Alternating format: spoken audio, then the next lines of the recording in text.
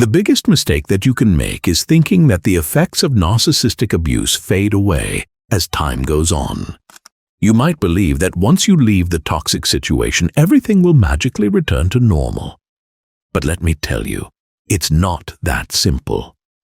Victims often develop strange behaviors that can seem baffling to others and even to themselves. These behaviors are like little coping mechanisms that form in response to the chaos they've experienced. Today we'll explore some of these weird behaviors, why they happen, and how to cope. Are you ready for number 1? Talking in circles. When you've been through narcissistic abuse, you might find yourself talking in circles to avoid direct answers, almost like you're walking on eggshells. It's a way of protecting yourself from confrontation because, in the past, even the smallest thing you said could have been twisted or used against you. Dr. Ramani Devasula, a clinical psychologist, explains that narcissists create a constant sense of uncertainty, which makes you feel like you always have to tread carefully. So, instead of answering questions directly, you talk around them to dodge potential conflict. Listen closely. Focus on building confidence in your voice by practicing direct communication in safe spaces, reminding yourself that your thoughts and feelings are valid and worthy of expression. Let's talk about number 2. Binge eating or restriction. After experiencing narcissistic abuse, food can become either your best friend or your enemy. It leads you to binge eating to fill an emotional void or restrict food to regain control. Psychologist Dr. Ramani Devasula explains that the emotional roller coaster created by such abuse often leaves you feeling out of control. It causes you to use food as a coping mechanism, either for comfort or punishment. It's about trying to reclaim a sense of stability amidst the chaos. To improve your relationship with food, focus on nourishing your body with healthy choices and recognizing your emotional triggers. Let's move on to number 3, adopting new personas. One strange behavior you might pick up after dealing with narcissistic abuse is changing who you are to fit in with different groups.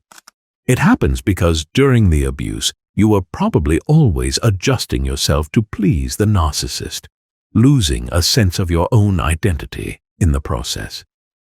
As Dr. Gabor Mate, a trauma expert, says, when you live in a state of constant emotional survival, you forget who you really are. So, after the abuse, you might find yourself shifting your personality to match whoever you're around, still trying to gain approval and avoid conflict. Take note of this. Focus on discovering your true interests and values while surrounding yourself with supportive people who encourage you to be authentic. Now, let's continue to number 4, compulsive self-monitoring. After narcissistic abuse, you might find yourself acting like your own personal security camera, constantly monitoring every word, action, and even facial expression, like you're afraid someone's going to catch you slipping up. Psychologist Dr. Robin Stern, author of The Gaslight Effect, explains that narcissistic abuse makes you doubt yourself and second-guess everything you do. So, even after the abuse, you might still be overly cautious, always checking how you act or react, worried you'll say or do something wrong. Keep this in mind. Practice self-acceptance and mindfulness by focusing on the present moment and gradually allowing yourself to express your true self without fear of judgment. You shouldn't miss number 5, over-explanation. If you've experienced narcissistic abuse, you might find yourself over-explaining your actions and feelings as if trying to convince others, and maybe even yourself, of their validity. This behavior often stems from constantly needing to justify yourself to avoid conflict with the narcissist. As therapist Dr. Jennifer Freed notes, when you've been invalidated, your voice can feel small, so you overcompensate by providing too much information. In normal conversations, this can manifest as excessive detail, making you feel exhausted and frustrated. To cope, set small goals to express your thoughts more concisely and remind yourself that you don't need to justify your feelings or actions to anyone. Your voice is already valid. Are you still up for number 6? Compulsive Googling. After experiencing narcissistic abuse, you might notice yourself falling into the habit of compulsively Googling things looking for validation or reassurance online. It's like you're trying to find the answers to questions that might have been dismissed or belittled during your abusive situation. As psychologist Dr. Alexandra Solomon explains, when you've been told your feelings don't matter, you might turn to the internet to find someone who agrees with you.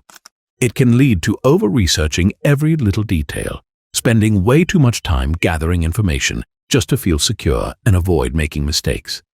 To cope with compulsive Googling, set specific limits on your search time and remind yourself that external validation often increases doubt rather than providing reassurance.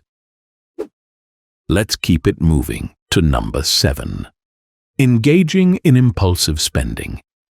After going through narcissistic abuse, you might find yourself turning into a shopping ninja, wielding your credit card like a weapon against emotional pain. It's like every trip to the store becomes a mini therapy session, where those cute shoes or that random gadget feel like instant happiness, even if it's just for a moment. As psychotherapist Dr. John Amadeo puts it, people often shop to fill an emotional void, thinking new things will make them feel better. But let's be real, that temporary high can quickly turn into a financial hangover. You might end up with a closet full of stuff you didn't need. To cope with impulsive spending, consider this tip. Establish a budget and practice mindful shopping by delaying purchases for 24 hours to help differentiate between genuine needs and emotional impulses. Here comes number 8. Engaging in self-care extremes. After dealing with narcissistic abuse, some people go to crazy extremes with self-care. One minute, they're pampering themselves like royalty, indulging in spa days and bubble baths.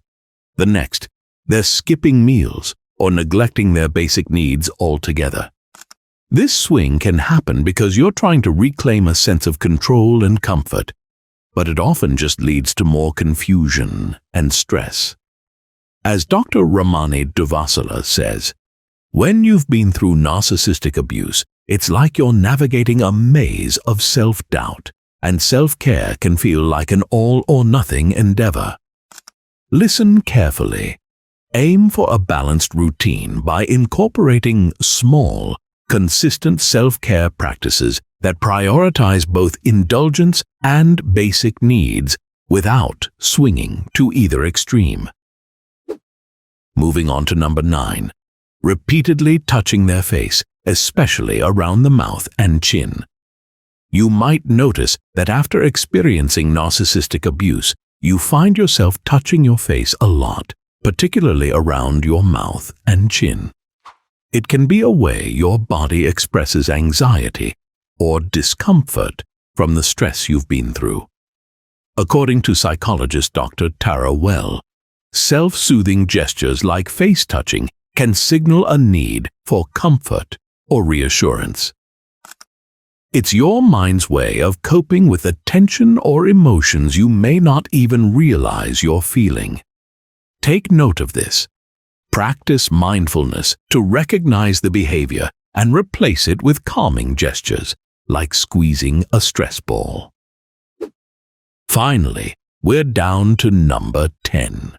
Rocking slightly back and forth when standing. If you often feel on edge or defensive when someone shows you care, that's a pretty normal reaction for folks who've experienced narcissistic abuse. Your past might have taught you to see kindness as something suspicious, like it's hiding a hidden agenda.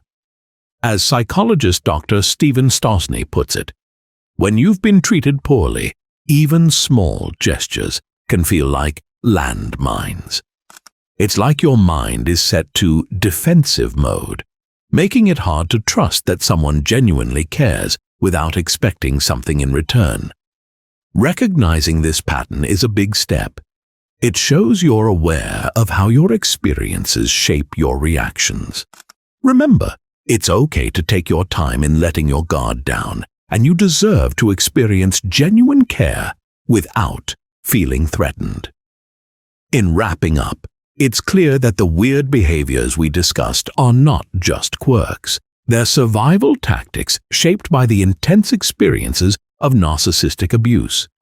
It's essential to recognize that these behaviors don't define who you are. They're simply ways you've adapted to cope with past pain.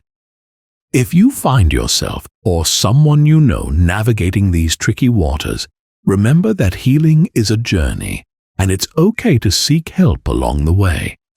Embracing your feelings and understanding why certain behaviors pop up is a big step toward reclaiming your life. So take it one day at a time, be kind to yourself, and know that brighter days are ahead.